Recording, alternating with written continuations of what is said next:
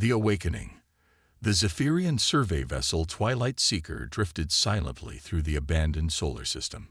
Captain Kelthorin stood at the command viewport, his crystalline exoskeleton reflecting the distant starlight as he gazed at the desolate planet below. According to ancient archives, this world once teemed with life, the legendary birthplace of humans. Another dead system, he muttered, mandibles clicking with disappointment. Science Officer Velnera, anything of value here? Velnera, her translucent wings folded tightly against her back, studied the sensor readings with all four of her eyes. Initial scans show the usual aftermath of extinction, Captain. Radiation signatures consistent with warfare, atmospheric degradation matching the collective's historical records of human self-destruction. The Zephyrian collective had risen to prominence in the wake of humanity's disappearance nearly 5 millennia ago. Like many spacefaring civilizations, they had built their technological empire by studying the remnants of humanity's achievements, reverse engineering what little they could understand. Wait, Velnera suddenly straightened. I'm detecting an anomaly on the fourth planet's largest moon. Composition analysis indicates artificial construction beneath the surface. Kelthorin's antennae twitched with interest. Impossible. This system has been thoroughly scavenged by a dozen species over thousands of years. Nevertheless, Captain, something's there. And it appears active. The captain hesitated only briefly. Discoveries of intact human technology had made legends of explorers before him. Set course for the moon. Prepare a survey team. As they approached, what had appeared to be a natural satellite revealed subtle inconsistencies. Craters too perfectly circular, mountain ranges too uniformly spaced. By the eternal light, whispered navigators Orcanthe. The entire moon is artificial. 6 Zephyrians, encased in protective environmental suits, descended to the surface. Their landing craft touched down in what appeared to be a massive impact crater, but was, upon closer inspection, an ancient landing bay. Atmosphere reading shows oxygen present, reported Security Chief Muravex, her weapon held ready. Impossible after so long unless. Science Officer Velnera trailed off. Unless systems are still functioning, finished Kelthorin. Proceed with extreme caution. They moved deeper into the facility, passing through corridors where artificial gravity still functioned and doors that parted automatically at their approach. The walls displayed incomprehensible human script, symbols lost to time. In what appeared to be a central command hub, Velnera approached a console emitting a faint energy signature. Captain, I believe this is some kind of control interface. Can you activate it? Protocol strictly forbids. I'm well aware of protocol, Kelthorin interrupted. But this discovery could elevate the entire collective. Activate it. Velnera hesitated, then pressed her 6-fingered hand against the console. For a moment, nothing happened. Then a soft blue light pulsed beneath her palm, and the entire room hummed to life. Displays flickered on around them, illuminating the darkness. A voice spoke from everywhere at once, clear, calm, and utterly alien to their auditory receptors. Human DNA not detected. Security protocol initiated. Identify yourselves. The Zephyrians froze. The voice spoke galactic standard, but with an accent none had heard outside historical recordings. This is Captain Kelthorin of the Zephyrian collective vessel Twilight Seeker, he answered, struggling to maintain composure. We are peaceful explorers. A pause followed, as if the facility were considering his words. Zephyrian collective not recognized in database. Last known galactic political structure. United Earth Alliance. Time discrepancy detected. Initiating revival protocol. Before any could respond, the floor beneath them parted. A cylindrical chamber rose from below, filled with a clear viscous liquid that gradually drained away. Inside, floating in the remaining fluid, was a figure none had seen outside historical archives. A human male. Smaller than expected. Less imposing than the terrible warriors of legend. His eyes opened, alert, intelligent, instantly assessing the aliens before him without visible fear. "Stasis revival complete," announced the facility's voice. "Welcome back, Commander Zhukov." The human stepped from the cylinder, water streaming from his dark hair and pale skin. He wore a simple black bodysuit that adhered to his frame. When he spoke, his voice was rough from disuse, but commanding. "Who woke me?" Kelforin stepped forward, drawing himself to his full height, nearly twice that of the human. "I am Captain Kelforin of the Zephyrian Collective.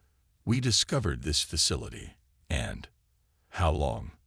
the human interrupted. The facility answered, "Current date is equivalent to 5,139 years since stasis initiation, Commander." Commander Zhukov closed his eyes briefly. When he opened them, they burned with an intensity that made Kelforin step back involuntarily. 5,000 years, he whispered. Then it worked. What worked? Vel-Nera asked. "Our records indicate humanity destroyed itself in a cataclysmic conflict."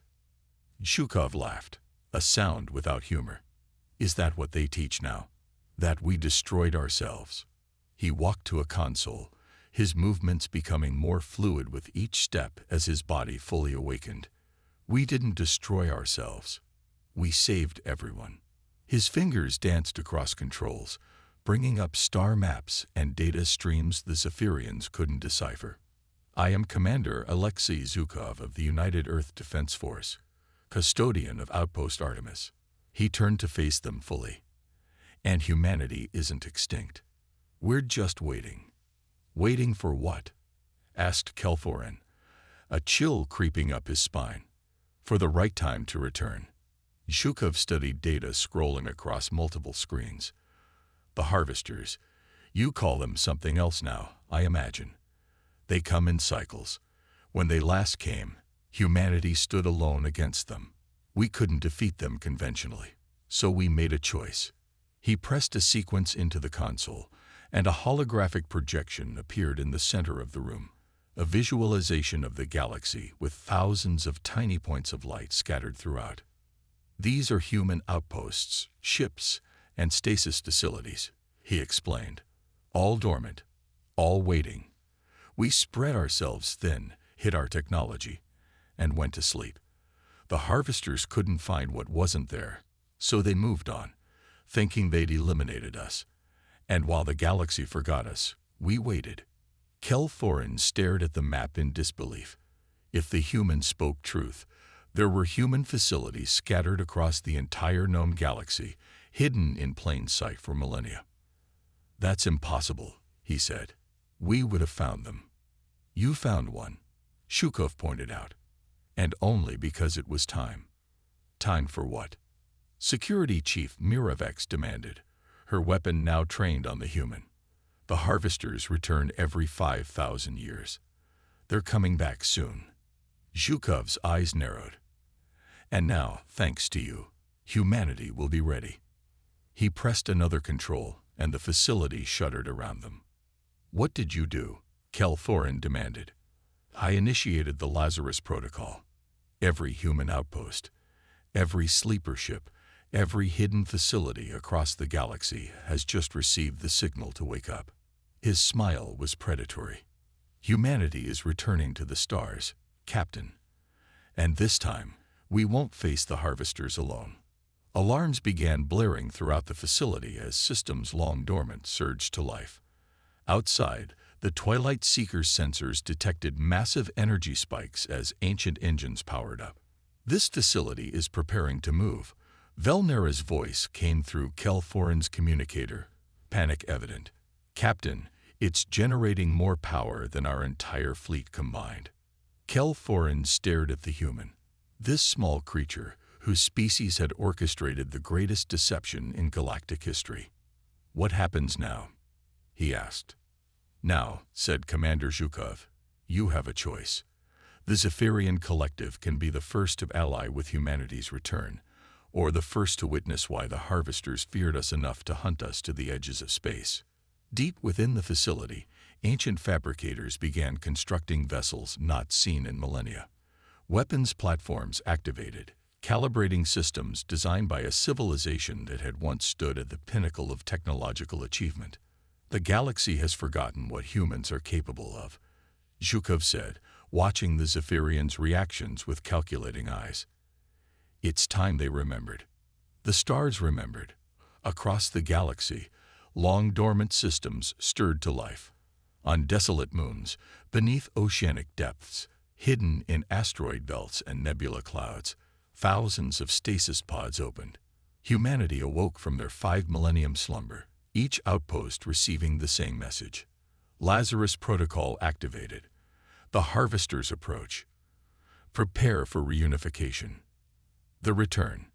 In the Grand Council chamber of Zephyros Prime, capital world of the Zephyrian Collective, panic had set in. Emergency sessions ran continuously as reports flooded in from all sectors. Another one just activated in the Orion Spur, announced Fleet Admiral Vox Terran, her crystalline crest fully extended in distress. That makes 87 confirmed human facilities powering up in our territory alone. Supreme Chancellor Ixcolor, leader of the 12-System Alliance, stared at the galactic display with all 4 eyes wide. How did we miss this? How did every species in the galaxy miss this? Commander Zhukov stood calmly at the center of the chamber, surrounded by Zephyrian guards whose weapons seemed laughably primitive compared to what humanity now wielded. Captain Kelthorin stood beside him, having chosen to become the first official liaison between the collective and the returning humans.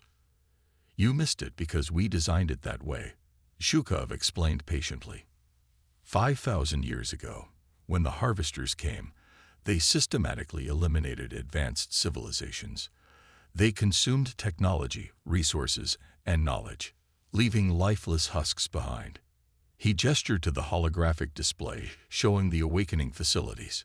Humanity was at its peak when they arrived. We fought. Oh, how we fought. But they were relentless. So our greatest minds developed the Lazarus strategy. We scattered ourselves across the galaxy, buried our technology deep, and entered stasis with automated systems programmed to wake us when the cycle returned.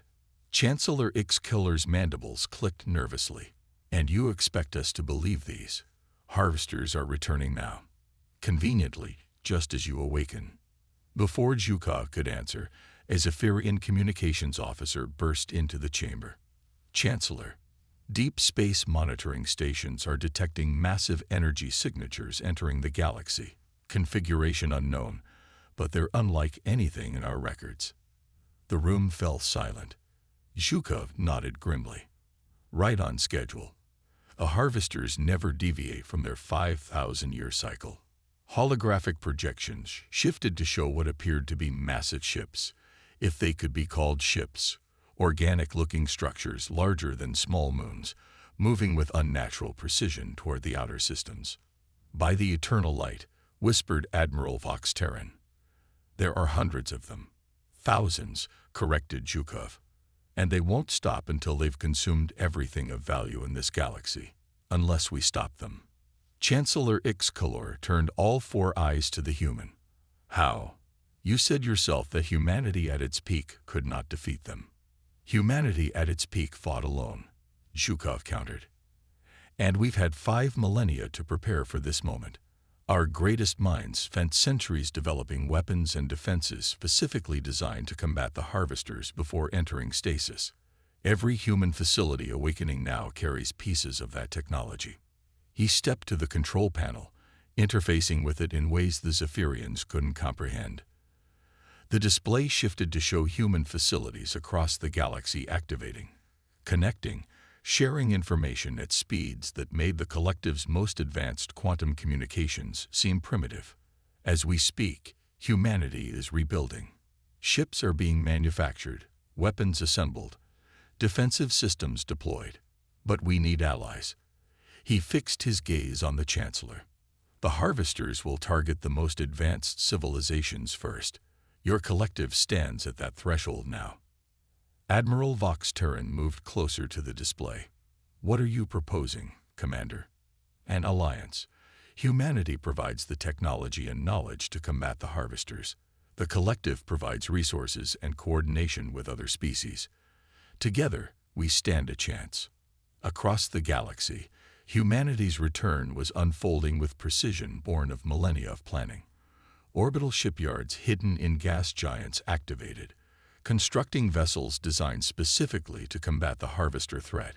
Defensive platforms embedded in asteroids emerged, weapons systems charging. Communication networks established during the golden age of human expansion reactivated, creating an instant galactic web connecting every awakened facility. In a hidden base beneath Europa's ice, Admiral Helena Reyes awoke to the Lazarus signal. Within hours, she commanded a growing fleet of vessels emerging from Saturn's rings where they had lain dormant for 5,000 years. On Mars, General John Way supervised the activation of defensive platforms buried beneath the red planet's surface, each capable of projecting energy shields over entire continents. And in the depths of what had once been called the Kuiper Belt, Dr. Sophia Mbeki oversaw the powering up of the most ambitious weapon humanity had ever conceived, the Sunbreaker, designed to harness the energy of stars themselves. Meanwhile, on Zephyros Prime, the collective's leadership debated their response. "We cannot trust them," insisted Defense Minister Tyre Galax. "These humans appear from nowhere, awaken secret bases throughout our territory, and expect us to believe they're saving us from a threat that conveniently appears at the same time."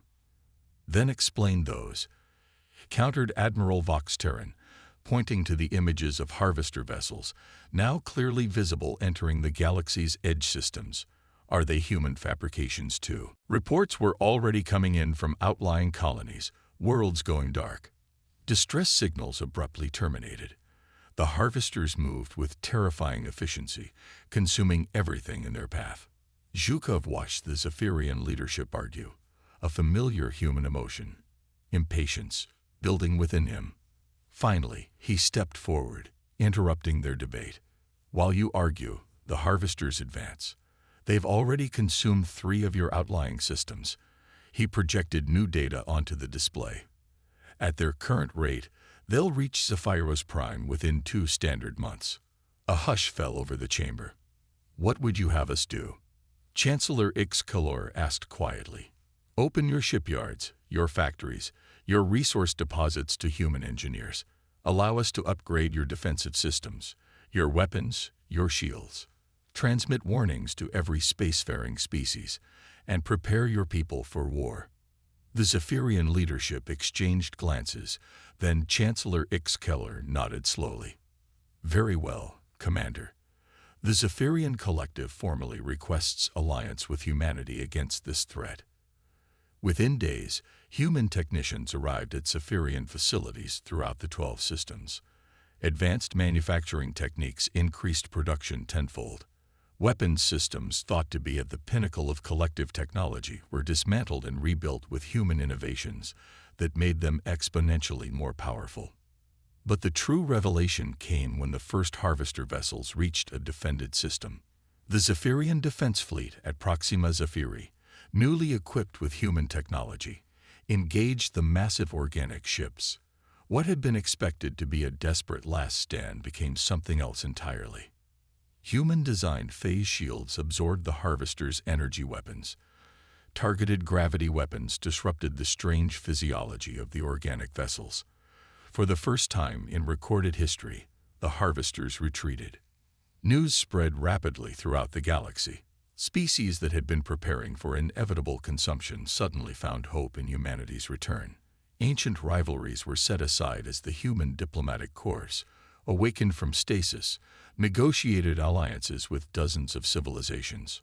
Aboard the United Earth warship Prometheus, now the command center for the combined fleet, Commander Zhukov stood before representatives of 17 different species, the newly formed Galactic Defense Coalition. "The harvesters believed they had eliminated us," he told the assembled leaders. They expected to return to a galaxy of divided, technologically inferior species ripe for consumption.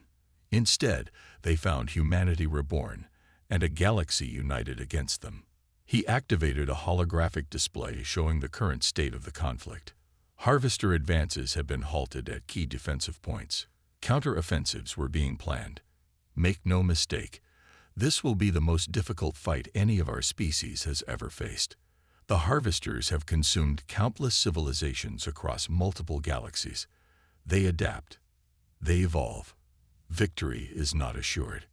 Captain Kelforan, now a general in the coalition forces, stepped forward. But for the first time, defeat is not inevitable. As the meeting concluded, Zhukov gazed out at the assembled fleet, thousands of ships of various designs, all enhanced with human technology, all united in common purpose. 5,000 years ago, humanity had made the most difficult decision in its history: to disappear, to hide, to sleep, not out of weakness, but as the ultimate strategic gambit. Now, that patience had paid off. Humanity had returned at the perfect moment, with the perfect weapons, and with the perfect opportunity to unite a galaxy that had forgotten them. The harvesters had hunted humans to the edge of extinction once before. This time, humanity would be the hunters.